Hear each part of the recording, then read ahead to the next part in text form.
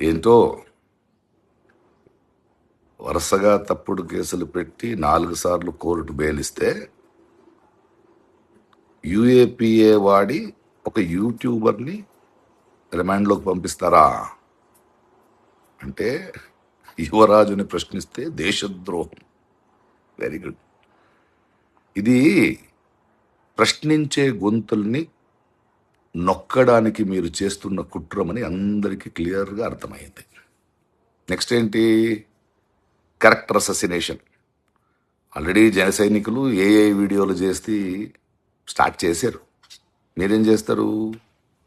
వాడి ఫోన్ మీ దగ్గర ఉంది, అందులో ఉన్న పర్సనల్ ఇన్ఫర్మేషన్ని వక్రీకరించి దాన్ని లీక్ చేస్తూ ఆయన్ని ఇబ్బంది పెడుతూ ఆ మూలంగా ఆయనకి అండగా నించున్న వాళ్ళని మరి ఎన్నో ప్రశ్నించే గొంతుల్ని భయపెట్టడానికి ప్రయత్నం చేస్తారు కదా.